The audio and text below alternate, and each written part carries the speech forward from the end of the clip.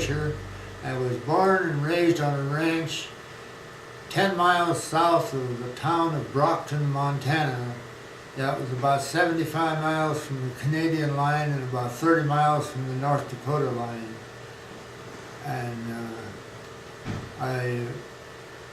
my childhood, I used to ride horses. I rode horseback from the time I broke my first horse to ride when I was 6 years old. And he was a Shetland pony. And I've been around horses every time, all up until I moved out here about 3 or 4 years ago. And I've had a horse. And here's a picture of the Nevada Day Parade, of which I won first prize on Old Napoleon. You see he's standing on a pedestal, and this kid here in the picture with a dolly, and every time the parade would stop, he'd set the dolly down, or the pedestal down, and he'd jump up on it with all 4 feet. And as I say, I've been around horses all my life.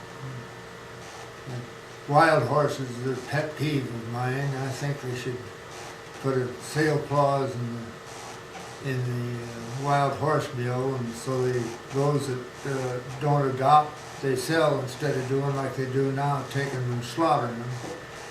And all the adoptable ones, they should do something with them rather than just take them and slaughter them. And other than that, that's my wild horse. I've been interested in wild horses all my life. We had them in the range where we run our cattle. And I was a range conservationist for the Bureau of Indian Affairs for 27 years. I was extension agent when my first job with the Bureau of Indian Affairs was I was extension agent. At that time, the Bureau of Indian Affairs had its own extension service. We just worked with the county agents. And later on, they just turned it over to just contracted with the state. I was that for 27 years.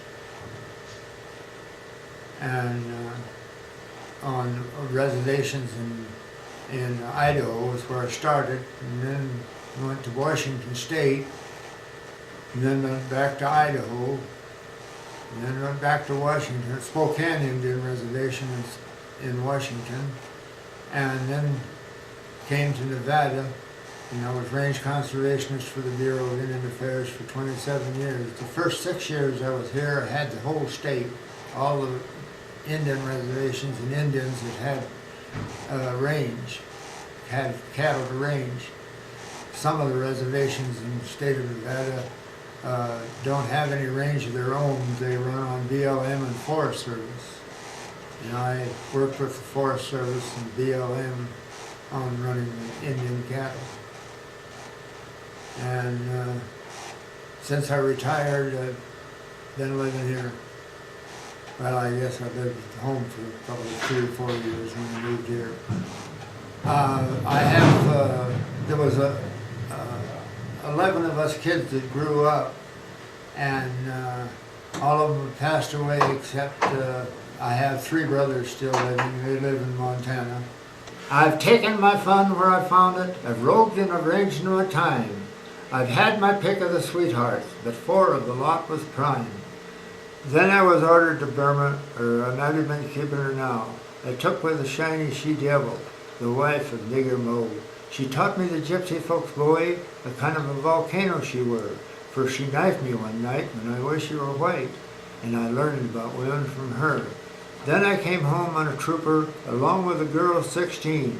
She was a daughter of the convent of Meerut, and the straightest I've ever seen. But I wouldn't do such because I loved her too much, and I learned about women from her. Now I've taken my fun where I found it, and now I must pay for my fun. In the end of us sitting and thinking, and dreaming hell's fires to see. So be warned by my lot, which I know you will not, and learn about women from me.